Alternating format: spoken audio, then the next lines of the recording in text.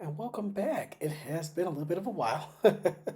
Sorry, life has been life, but we are definitely going to talk about what a fun weekend we just had. Amazing regional competition, or what we would call the first round of the NCAA Outdoor Championships. Regionals changed a couple years ago, so we have the East and West region. And trying to qualify, I think we all saw how difficult it was this year, and that we've reached a new level in track and field. It was literally just 6 or 7 years ago where if you were a woman and you ran 50 point, you were either a national title contender or the winner, and now you may not even qualify to the meet. Without further ado, let's just jump right in. I'm doing a regional recap of the NCAA championships. We're going to discuss the women's and men's first, and we'll go from east to west. I mean, these are just sort of the big eye popping stories that caught my attention of the weekend, as we will discuss in this review. So we'll get started right away, and we'll talk about Adaejah Hodge of Georgia. And that's an important starting point because Adaejah led what was really a strong weekend for Georgia. Um, they qualified a number of athletes in the 100, the 200, the 400, both relays, 4x1 and 4x4, pretty strong in some jump events, along with pretty solid in some hurdling events. Um, we'll have a interesting team title discussion when we have our full blown preview. But it's fair to say Georgia is looking pretty solid to defend their title. And we thought that last year after the NCAA meet last year, and that was shared. But leading the way this year was Adaejah Hodge, and she's been sort of the story all year long, for good or for bad. She's kind of just led this group with just such great tenacity and performance. She ran that 10.86 in the first round on Thursday. No, was it Thursday? Yes, it was Thursday. And we saw how comfortable she ran 10.86. All everyone thought was when it comes to really shutting things down, she's going to run a 10.7 again. Can she run a 10.6? Some people think she can. We'll see. But she's done a great job leading this group. Sub 22-second runner, comfortably running 10.8. She runs a 10.9 on Saturday against what has proven to be a pretty deep 100-meter field. I want to say we are looking at probably a total of 16 maybe athletes. I'll have to look at the numbers. We'll talk about it when we do a full preview that have run sub 11. This is an incredibly deep field. This is going to be a very tough competition.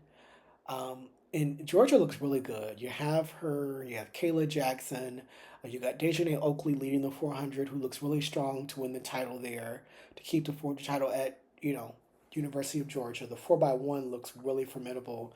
They have, I believe, three athletes under sub 11. So they're, a candidate to go sub 42 in the 4x1. Great hurdling.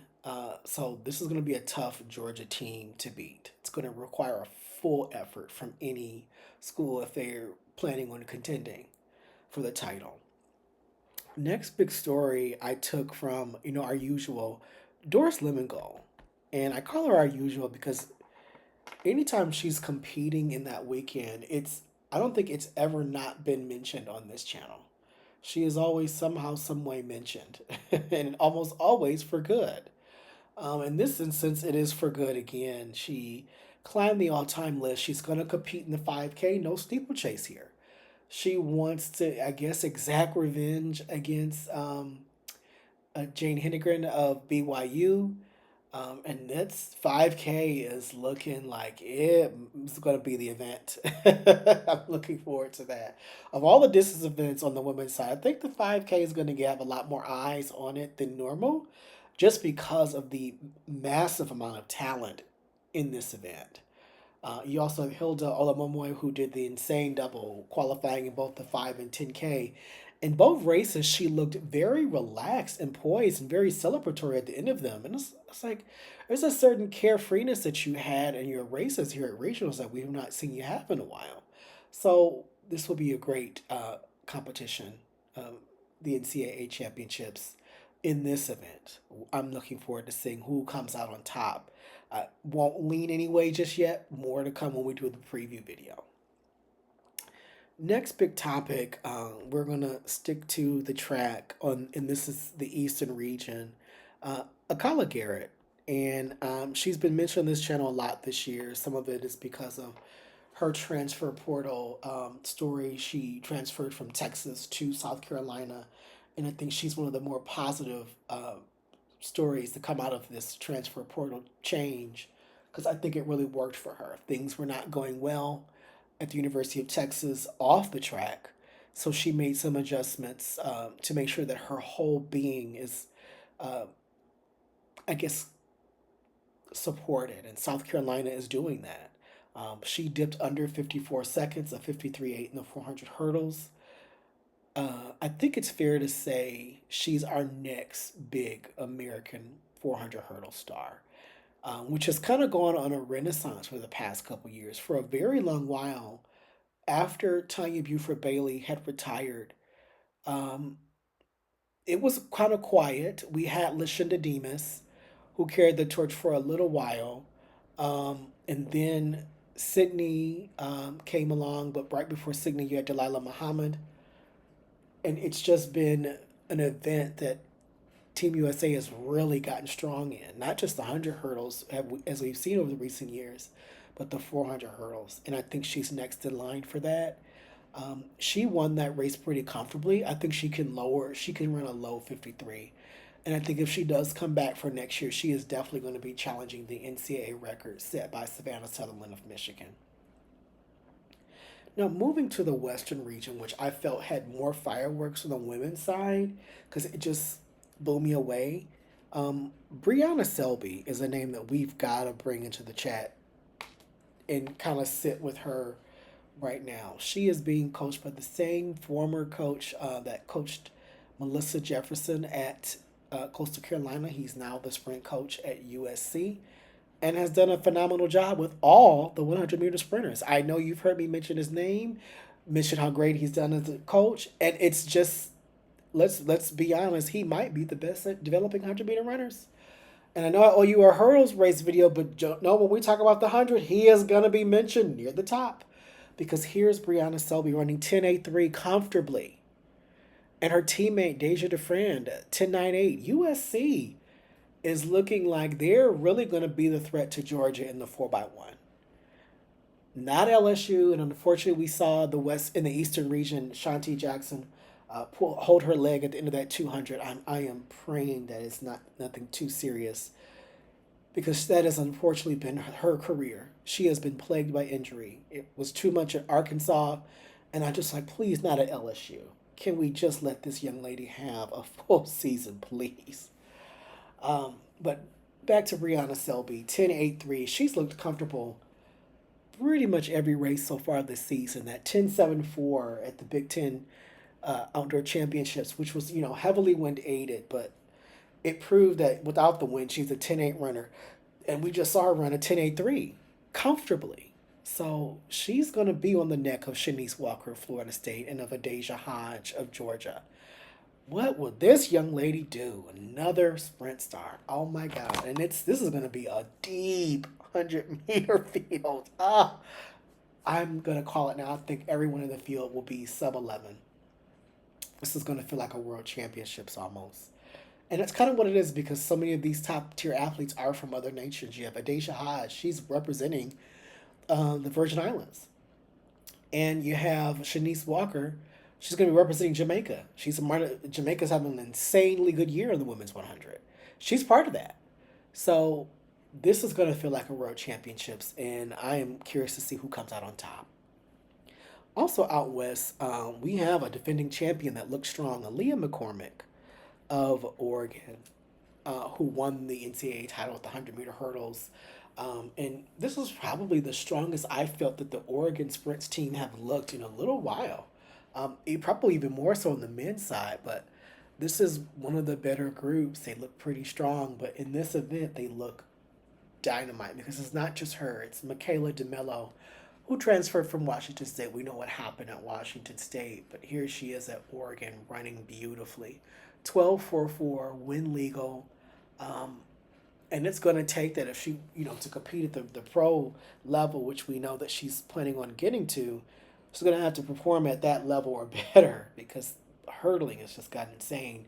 12-2 or 12-1 is the expectation if you want a medal. So I'm looking forward to seeing Aaliyah drop down into the 12-3 so she can seamlessly transition into the professional ranks. Now, we got to talk about a really special long jump that took place from Alyssa Jones of Stanford. Um, and this is not to take anything away from Sophia Beckman of Illinois, but Alyssa Jones has kind of grabbed the long jump by the horn this outdoor season and has not relinquished it.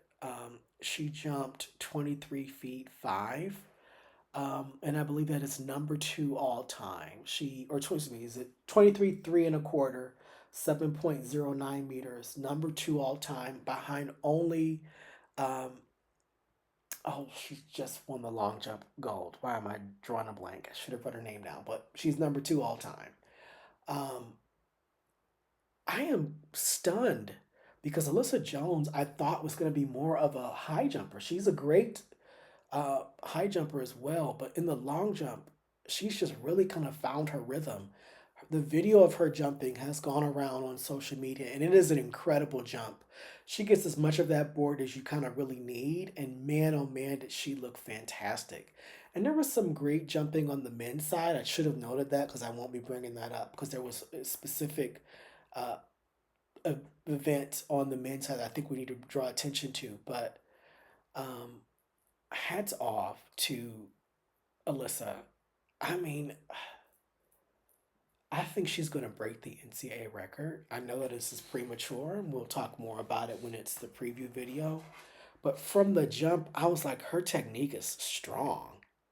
She great run down the runway, excellent approach to the board. She hits that board perfectly and just launches herself far. And I just remember thinking, man, I don't think I don't think Sophia can beat her. Just being honest. I am not sure that Sophia can beat her. So we'll see what happens at NCAA championship time. And the last event on the women's side, as out west, that I want to talk about is really the athlete that I'm most intrigued by in the throws. That's Anthonett Nabwe, or Annie Nabwe, who has really been sort of the story all season. She scored in three different events at the Big Ten championships, first, second, and third. And she competed in three throwing events this weekend, qualifying in two. She is going to be competing in the hammer throw as well as the shot put. So I am really curious to see what becomes of that. Now that she's focused on two, can she win both of those? Because the throws got hit heavily. We lost two really good athletes from Ole Miss through freak injuries. There will be no Tariq Robinson O'Hagan. So there is no true throwing star that is so superior, that has dominated for so much of their career, that we don't have that story going in. But there are still some big names, and Annie Nabwe is one of them. I'm really curious to see what she does come championship meet time. Over to the men's side, I do want to talk about Auburn, but first, Ajayi Kayinsola of Auburn, the fastest man ever in Nigerian history. And that's saying something because Nigeria has a pretty strong history in the sprints. There was a lull for a little while, but as we're watching the uh, NCAA championship qualifying rounds, Nigeria is very well represented. And the future for Nigerian sprints looks really bright. And he's a part of that. 9.84. Number two all time. The only athlete faster is Christian Coleman, his 9.82. And is that in jeopardy? I think it might as well be. He looked so incredible in not only the qualifying round, running that smooth 990, but in the final qualifying round on Friday, that 984, which sent social media ablaze. He looked sensational. And I think it's fair to say that we are expecting big things from him at the next level. This is going to be an interesting competition between him and Jelani because Jelani was very relaxed in his region. I think it's fair to say in the sprints, the Eastern region on the men's side is far superior to the West. That's just my opinion. I don't think any of the Texas schools made things interesting enough on the men's side to really put any pressure on Jelani, who ironically is from Texas. But in the East, Ajayi had plenty of competition, that let alone from his own team. Auburn qualifies 5 men. Only 12 spots are available from each region, and 5 of the 12 are coming from Auburn. And that should say something about that 4x1 that is so formidable. I am expecting for them to blow that record up and put it at a level that is going to be really hard to touch. They have a really deep program, and things are running and working very well for them when it comes to development of their short sprinters. But you can't ignore Jacoby Tharp, who ran a relaxed 13:05. This was a really strong Auburn team. They're going to be very formidable. They can win an NCAA title off their 4x1, their 100-meter sprinters, a couple of 200-meter guys that qualified, the hurdler. We're going to see what they're capable of come championship time. They're going to be a threat. Um, and now moving to Samuel Ogazi of Alabama, leading what was an incredible 400-meter qualifying race, running a 43:82. Another Nigerian star, a new world lead and a new Nigerian national record. And he surpasses Justin Braun of Florida, who dips under 44 as well. After the disappointing SEC performance, he comes right back and runs a 43:99. He's having a great year. And it's been like that way all year. It's like he's learning from the previous races. And I love that for him. He, had to deal with injuries himself to see him put it together this outdoor season. And I think there's a part of Coach Holloway that's somewhere just smiling because this is another notch on his belt. Another Florida athlete under 44 seconds. I believe this is the third or fourth.